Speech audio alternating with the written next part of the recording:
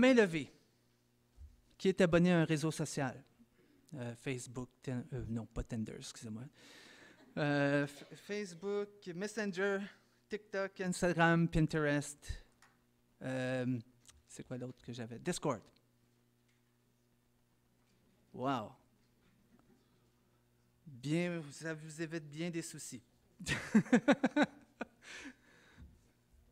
Alors, bon, moi, j'en reçois beaucoup de posts. Je suis abonné. Puis j'ai des amis qui sont aussi abonnés. Et je reçois toutes sortes d'affaires. Et depuis que la pandémie, je reçois beaucoup de « Jésus revient », c'est la fin du monde. Ou encore « Jésus est déjà revenu et c'est le temps du jugement ».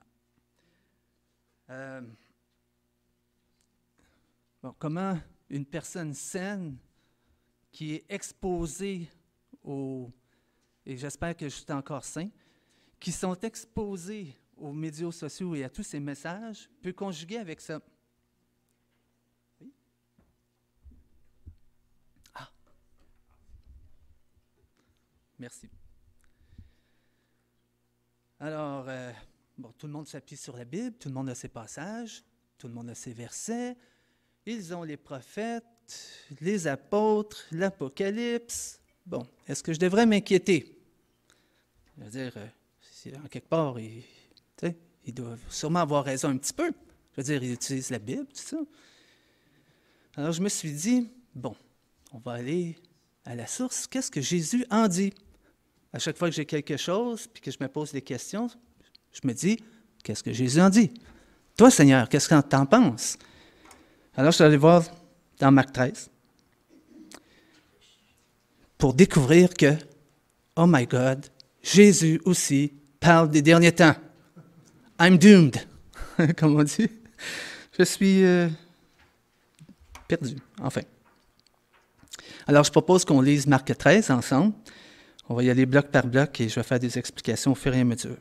Mais avant, prions et demandons à Dieu de nous éclairer. Seigneur, je te remercie pour ta parole. Merci, Seigneur, parce qu'elle est pour nous source de vie. Je te remercie, Seigneur Jésus, de ce que tu as pris le temps d'expliquer à tes apôtres ce qui s'en venait. Je te prie maintenant de pouvoir nous parler à nous aussi afin qu'on puisse avoir une compréhension saine et un espoir à travers tout ce texte. Amen.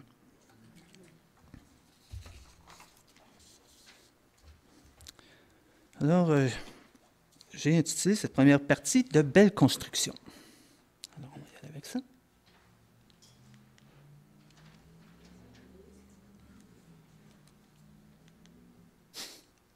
Ce sera pas long. Ah, non. C'est... Voilà. Oui. Merci. Alors, et comme il sortait du temple, un des disciples, excusez-moi, je vais vous montrer le temple. Et comme il sortait du temple, un des disciples lui dit, « Maître, vois-tu quelle pierre et quelle construction? » C'est effectivement toute une belle construction. En passant, c'est une maquette qu'on retrouve à Jérusalem dans le musée d'Israël. Comme vous voyez, c'est assez gros, ça fait environ, vu de nez, là, à peu près le 5e ou le 6e de la ville du temps. C'était énorme. On ne voit pas les bonhommes, les personnages, excusez-moi, les personnes qui y vivaient, mais disons que ça, c'est une des portes, et qui est grande. Alors, ça vous donne une idée. Les marches étaient gigantesques. Si vous avez l'occasion de pouvoir voir un des vidéos qu'il y a sur le net concernant le temple, c'est vraiment bien.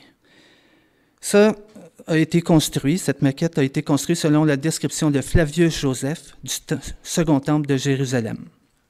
Alors, il y a de quoi être impressionné. Et Jésus, alors on va... Maître, as-tu vu les belles pierres, les belles constructions? Et Jésus de répondre... Tu regardes ces constructions, il ne sera laissé pierre sur pierre qui ne soit démolie. Alors, Jésus et les disciples sortent du temple. Ils étaient déjà à la sortie. Ils traversent l'autre côté Je n'ai pas vraiment d'image, mais imaginez que juste ici en bas, là, ça descend là. Il y a comme une falaise. En fait, c'est pas représentatif, mais ça descend. C'est comme une falaise. Puis ils pouvaient prendre les marches, descendre la vallée, puis remonter jusqu'au mont des Oliviers. Et là, Jésus et les disciples se sont assis en face et ils voyaient le temple. Et comme ils étaient assis sur la montagne des Oliviers, Pierre et Jacques et Jean et André l'interrogeaient en particulier. « Dis-nous quand ces choses arriveront et quel sera le signe que toutes ces choses sont sur le point de s'accomplir. » Alors là, c'est la fameuse question « Quoi et quand? » Bon, veux-tu bien me dire pourquoi Jésus est allé répondre? Je veux dire, il aurait pu dire « Ben, il y a juste le Père qui le sait. » Il aurait pu dire quelque chose dans le genre sans mentir. Mais non, il savait la réponse. Il a fallu qu'il la donne. Puis là, depuis, ça fait 2000 ans, on est encore en train d'en parler. On est encore en train de penser à la fin du monde, la fin des temps. Non, blague à part, on va... OK, je me suis arrêté et j'ai commencé à prier. Puis je me suis demandé, Seigneur, pourquoi tu l'as dit? Pourquoi tu as dit ça? Pour en arriver aux motivations de Jésus. Seigneur, quelles sont tes motivations pour donner cette réponse? Cette réponse-là. Jésus, lorsqu'il a commencé son ministère, a lu un passage dans Luc 4, qu'on retrouve dans Luc 4, il est en train de lire le passage d'Isaïe 61. Et ce qu'il dit, « L'Esprit du Seigneur est sur moi, parce qu'il m'a oint pour annoncer une bonne nouvelle aux pauvres. Il m'a envoyé pour guérir ceux qui ont le cœur brisé, pour proclamer aux captifs la délivrance et aux aveugles le recouvrement de la vue, pour renvoyer libres les opprimés, pour publier une année de grâce du Seigneur. » Ça, c'est son rôle. C'est pour ça qu'il est là, c'est sa mission. Jésus n'est pas venu apporter la confusion. Il n'est pas venu apporter la peur. Il n'est pas venu apporter le jugement. Il est venu délivrer. Pour lui, sa mission est claire. C'est d'apporter la bonne nouvelle et d'accomplir le salut de Dieu. Guérir, libérer. Alors, comment il était pour dire la vérité à ses disciples? Comment il était pour énoncer ces choses-là sans qu'ils prennent peur, sans les accabler?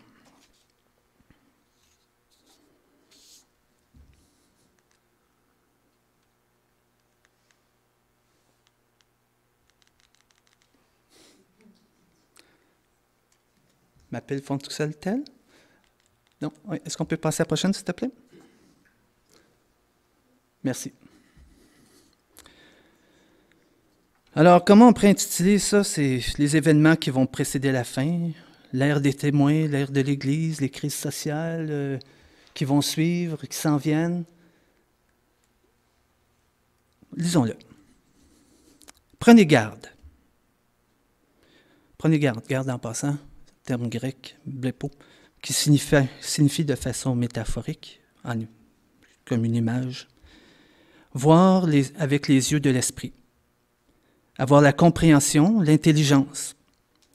Discerner mentalement, découvrir, comprendre. Tourner les pensées ou diriger l'esprit sur une chose, considérer. Et c'est le terme que je peux continuer à utiliser, considérer. Alors, prenez garde que personne ne vous séduise. Considérez les choses afin que personne ne vous séduise, on pourrait dire. Plusieurs viendront à mon nom disant « C'est moi, de Christ, je suis là. » Ils séduiront beaucoup de gens. Mais quand vous entendrez parler de guerre, de bruit de guerre, ne soyez pas troublés.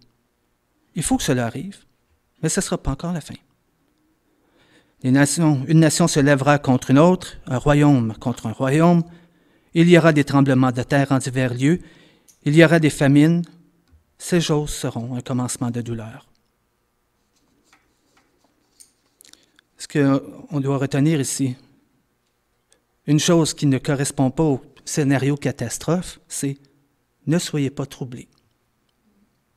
déjà en commençant, la première chose que Jésus fait, c'est « Ne soyez pas troublés ». Jésus est le bon berger, et même en énonçant ces choses-là, il prend soin de ses brebis. Mais vous, prochaine s'il vous plaît, mais vous, prenez garde à vous-même. Considérez ce qui vous concerne, on pourrait dire. Ils vous livreront aux tribunaux et aux synagogues. Vous serez battus de verges et vous comparaîtrez devant des gouverneurs et des rois, à cause de moi, pour leur être en témoignage. Il faut que l'Évangile soit premièrement prêché à toutes les nations. Ce n'est pas en noir, j'aurais dû le mettre en noir. C'est important aussi, une des raisons pour lesquelles il dit ces choses-là. Et quand ils vous mèneront pour vous livrer, ne soyez pas en souci par avance de ce que vous direz. Mais tout ce qui vous sera donné à cette heure-là, dites-le, car ce n'est pas vous qui parlez, mais l'Esprit Saint. Une autre source de consolation, une autre source. Pourquoi Jésus devait le dire? C'est parce que Dieu va quand même être avec vous à travers toutes ces situations-là. Il va même vous donner les paroles à dire. Ne vous souciez pas. Et un frère livra son frère à la mort et un père son enfant. Et des enfants se lèveront contre les parents et les feront mourir. Et vous serez haïs de tous à cause de mon nom. Mais celui qui aura persévéré jusqu'à la fin, celui-là sera sauvé. Encore une parole d'espoir. Et Jésus commence par prendre soin de ses disciples, de leur état de santé mentale, on pourrait dire. En passant, cette semaine, le 3 octobre jusqu'au 9, chez Rogers, c'est la semaine de la santé mentale. Vous savez, travailler, on est, comment dire, des gens, des high performance people. Alors, on est toujours en train de performer. Et pour nous, garder un équilibre et garder une bonne santé mentale, c'est important. Et donc, mettre l'accent là-dessus, surtout dans les temps de pandémie, avec tout ce qu'on a eu, tous les changements que ça demande et que ça demande encore. C'est ça. Mais Jésus veut faire la même chose pour nous. Dans le sens, il veut nous avertir d'avance, il est en train d'avertir ses disciples, il dit, ne vous en faites pas, ne vous souciez pas, je suis là, je prends soin de vous, gardez votre sanité mentale. S'il y a quoi que ce soit ça qui ne va pas, venez à moi, je vous donnerai du repos, que Jésus a dit. Donc, ne soyez pas troublés, ne soyez pas en souci, mettez votre confiance en Dieu, à Dieu, en l'Esprit Saint. En fait, prenez garde, ce qu'ils appellent user de discernement. Il ne veut pas qu'ils aient un sens de « soyez sur vos gardes » ou encore « faites attention », mais plutôt, pas de trouble excessif, pas d'anxiété, juste, mais plutôt une réflexion sur ce qui se passe. Il se passe des choses. Seigneur, wow, ça va mal. Y a-t-il quelque chose que tu veux qu'on discerne à travers ça? Est-ce qu'il y a quelque chose que tu veux faire? Est-ce que tu es en œuvre dans quelque chose? Puis nous, avec nos yeux humains, on est en train de tout manquer parce qu'on regarde juste au problème.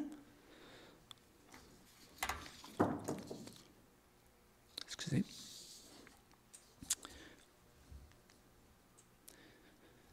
Et Jésus passe au triste sort de Jérusalem parce qu'ils sont en train de regarder Jérusalem, ils voient le temple devant eux.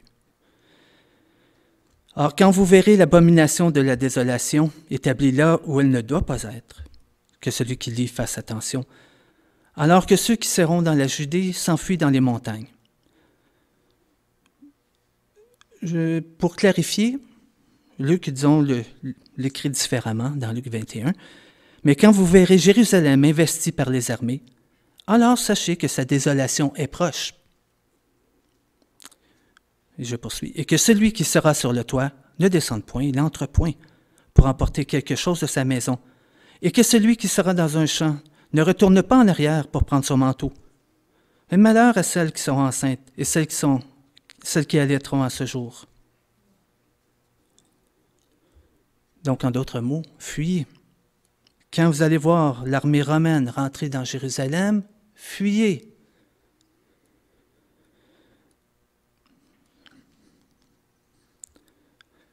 Priez, intercédez. Priez pour que cela n'arrive pas en hiver. Matthieu dit, priez pour que votre fuite n'arrive pas en hiver.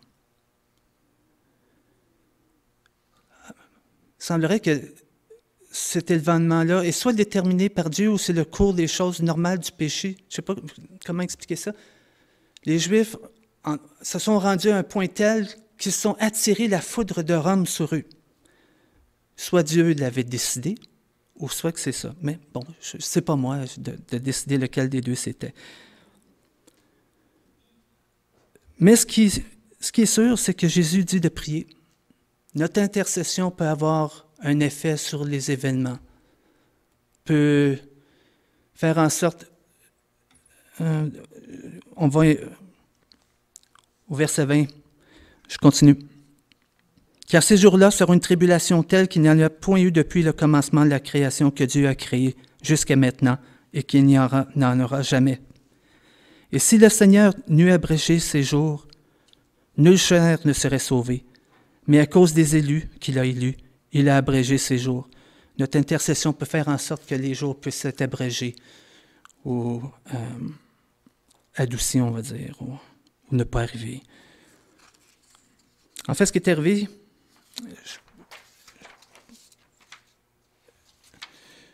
OK, j'y arrive. Juste faire un... Je vais y revenir, OK, avec un commentaire un peu plus loin. Prenez garde que personne ne vous séduise. Ça, c'est moi qui l'ai rajouté. Et alors, si quelqu'un vous dit, « Voici le Christ est ici » ou « Voici, il est là », ne le croyez point, car de faux Christ et de faux prophètes s'élèveront et feront des signes et des prodiges pour séduire, si possible, les élus. Pour vous, prenez garde. Encore là, considérez tout ce qui vous est dit. Je vous ai tout prédit. C'est le même garde Bepo, donc considérez. Alors, je vais faire une explication pour ce que je viens de dire. Je me suis concentré sur la facette historique. Ce que Jésus a prédit à ce moment-là sont arrivés. Exactement. Je sais, Stéphane a déjà parlé, j'ai apporté un supplément d'information. Alors, Christ, qu'est-ce que ça veut dire? On le sait tous. C'est le Messie promis. C'est l'envoyé de Dieu pour établir le royaume de Dieu. Il y a eu une période d'intensification, de révolte chez les Juifs vers les années, on va dire 60, dans les années 60. Alors que nous, dans les années 60, on a eu une révolution tranquille, eux, ils ont eu une révolution très dure. Alors, ils ont eu des révoltes à travers un peu partout. Ça a commencé dans le coin de Césarée, je n'ai pas la place exacte, mais ça a commencé en Galilée, ça s'est répandu à travers toutes les régions, l'Idumée, même jusqu'en Égypte. Et donc, avec tous ces révoltes-là, l'Empire romain a décidé de mater la révolte, ou la révolution. Il y a eu un mouvement du Christ politique qui était déjà du temps de Jésus, les Zélotes, qui étaient là pour établir le royaume de Dieu par les armes. Donc, un Christ politique, sauveur d'Israël, contre l'envahisseur et profanateur romain, qui a culminé jusqu'au siège de Jérusalem en 66. Dans cette période trouble, chaque chef politique charismatique pouvait se proclamer comme étant le Christ, c'est-à-dire l'envoyé de Dieu, le Messie, qui était pour libérer Israël. Il y a eu tellement de Christ qu'il y a eu plein de divisions dans le peuple, puis ça a été une guerre civile. À un moment donné, il y a même eu jusqu'à 3 factions différentes juives qui se battaient dans Jérusalem pour prendre le contrôle. En avril 70, le général Titus a fait le siège de Jérusalem. Il y a eu famine. Il y a même eu fin des sacrifices, qu'on dit perpétuels, là, en juillet. Et en septembre, Jérusalem a été rasée. Cette prophétie de Jésus est accomplie.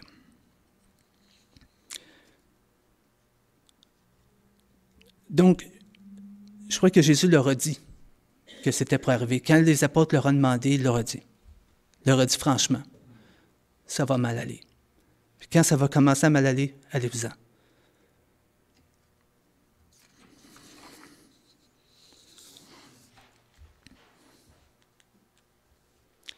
L'avènement du Seigneur. Alors ça nous concerne plus. On va dire, on regarde beaucoup à ça. C'est là où est-ce qu'on se dit, oh, mais on prend aussi le passage précédent pour dire que ça va mal aller dans le futur. L'avènement du Seigneur. Mais en ces jours-là, où je pourrais le rephraser, mais en d'autres temps, plus tard, après cette affliction que je viens de vous décrire, le soleil s'obscurcira et la lune ne donnera pas sa lumière et les étoiles tomberont du ciel et les puissances qui sont dans les cieux seront ébranlées. Les signes, le soleil, la lune qui s'obscurcit, les étoiles qui tombent, les puissances célestes, lesquelles, c'est pas spécifié. Est-ce que Jésus parlait des astres, de l'ordre du cosmos? Est-ce qu'une galaxie va s'approcher de la nôtre et va commencer à nous engouffrer? On ne sait pas. J'exagère. Il y a différentes interprétations, mais en fait, ça n'a pas d'importance. L'important est que tout sera clair pour tous. Ça sera clair pour tous, pour toute l'humanité. Pas juste des initiés qui scrutent à la loupe tous les moindres détails et faits de ce qui se passe maintenant, puis pour dire, ben voilà, les prophéties sont en train de s'accomplir. Et alors, ils verront le Fils de l'homme venir sur les nuées avec grande puissance et gloire. Ça va être visible. Et il enverra les anges et il rassemblera ses élus des 4 vents depuis l'extrémité de la terre jusqu'à l'extrémité du ciel. Luc 17 dit, « Car comme l'éclair resplendit d'une extrémité du ciel à l'autre, ainsi sera le Fils de l'homme en son jour. » D'une extrémité, juste pour compléter l'image, c'est comme si vous voyez un orage et là, il y a un éclair qui passe d'un bord à l'autre du ciel, puis ça n'arrête pas. Ces éclairs-là, là. Boum! Tu sais, l'éclair qui dure longtemps, mais pas trop longtemps, juste une, deux, peut-être 3 secondes. Et voilà, c'est ça. Jésus, ça va de même. Je suis là. C'est fini.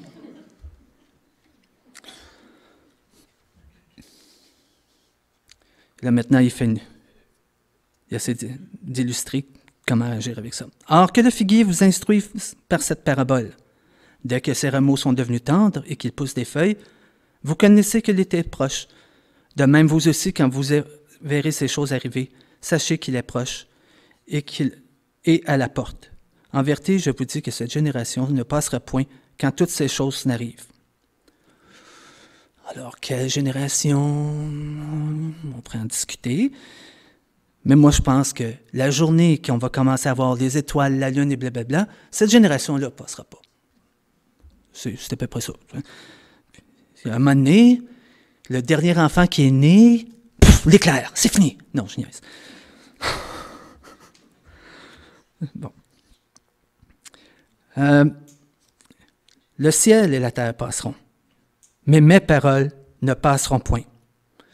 En d'autres termes, c'est comme si Jésus est en train de dire, si vous entendez autre chose que ce que je viens de vous dire, ou si ce que je viens de vous dire est tordu d'une manière, puis qu'il y a un drapeau qui se lève, ne le considérez pas.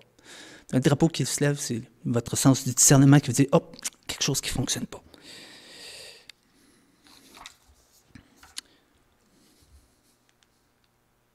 Alors, quel est le but de cette réponse? Le but n'est pas de raconter une histoire d'horreur. Voici tout ce qui va arriver. Bing, bang. Oh, mon Seigneur, j'ai peur. Reviens vite, s'il te plaît. Non. C'est à fait d'établir les faits puis de savoir comment les reconnaître. Ensuite, c'est de pouvoir avertir des troubles qui viennent et comment y réagir. Comme vous avez vu, j'ai mis en noir, ne vous troublez pas, C'est ça. Ne pas s'alerter et ne pas se faire du souci. Et aussi pour mettre notre confiance en Dieu. En fait, voici ce que j'ai retenu, ce que le Seigneur voulait vraiment qu'on retienne. Or, ce qui est de ce jour-là ou de l'heure, personne ne le sait, pas même les anges dans le ciel, pas même le Fils, mais le Père seul. Prenez garde, veillez. Veillez, un sens de soyez éveillés, attentifs, focus. Car vous ne savez pas quand le temps est là. Comme un homme qui, allant en voyage, a laissé sa maison et donné pouvoir à ses serviteurs, à chacun son ouvrage et au portier, il a commandé de veiller. Veillez donc, car vous ne savez pas quand le Seigneur de la maison vient, si c'est le soir ou à minuit, ou au chant du coq, ou le matin, de peur qu'arrivant à tout coup, il ne vous trouve endormi. Or, ce que je vous dis, je le dis à tous. Veillez. Veillez. Ne vous endormez pas, je vous prie. C'est un dimanche matin, je dis ça parce que je vois des gens qui baillent. Okay. Donc, Jésus est le maître de la maison et nous sommes au service de notre maître. Alors, qu'est-ce qu'il nous demande, le maître? Tout d'abord, d'être fidèle au poste. Il a mis des gens sur la maison, il a donné des pouvoirs pour que chacun son ouvrage. Elle veut qu'on soit à son poste. Et le veilleur aussi devrait être à son poste. Chacun a son ouvrage. Jacques 1, 25 qui dit « Mais celui qui aura plongé le regard dans la loi parfaite, la loi de la liberté, et qui aura persévéré, n'étant pas un auditeur oublieux, mais se mettant à l'œuvre, celui-là sera heureux dans son activité. » Donc, Christ veut qu'on soit heureux et dans notre activité. Si vous passez plus de temps à rechercher et à craindre la fin du monde qu'à être actif selon la bonne œuvre que Dieu vous a donnée, et ça pourrait être le sujet d'une autre prédication, on en a déjà parlé. Il y a un problème. Il faut arrêter de vous soucier de ça. Dans le fond, faites confiance à Dieu. Mettez-vous à l'ouvrage qu'il vous a donné, et lui va être heureux. C'est ça l'important. Qu'est-ce que Dieu veut de toi? Il t'a demandé quelque chose, fais-le, ça va lui faire plaisir, il va être heureux de toi. Et toi, tu vas être heureux aussi de ton activité. Le deuxième, c'est sans s'assoupir ou sans être oublieux, comme dit Jacques. Notre raison d'être, c'est d'être des témoins. Des témoins qui apportent la bonne nouvelle du salut en Jésus-Christ. La même bonne nouvelle que Jésus est venu apporter. On poursuit la mission de Jésus. Sans s'inquiéter. Jésus nous a dit que votre cœur ne se trouble point. Croyez en Dieu, croyez en moi. Je vous laisse la paix, je vous donne ma paix. Je ne donne pas comme le monde donne. Que votre cœur ne se trouble point et ne s'alarme point. Dans Jean 14. Et dernièrement, sans perte d'énergie, sans perte de temps et d'énergie, sur des points de vue, des possibilités. Gardez le focus sur le maître et sur son service.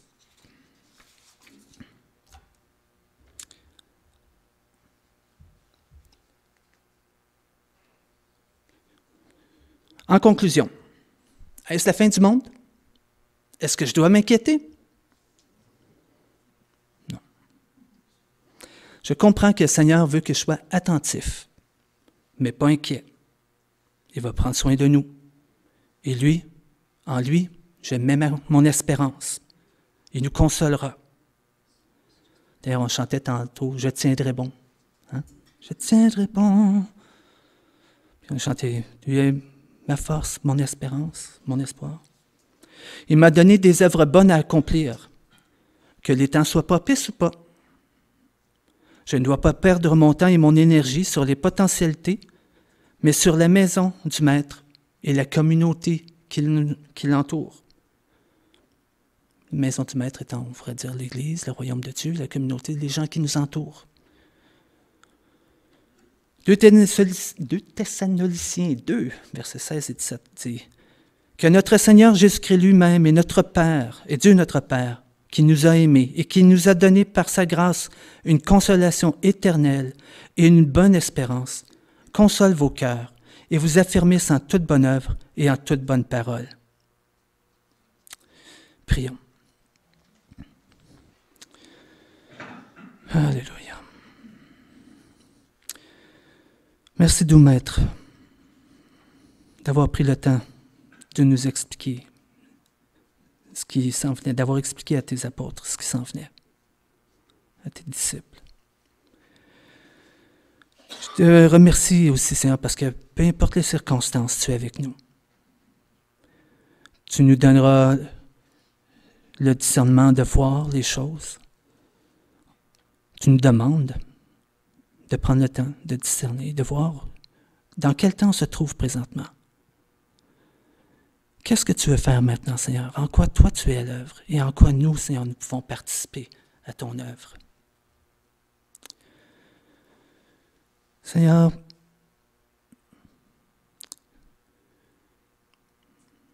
merci. Merci pour tout. Merci pour la consolation.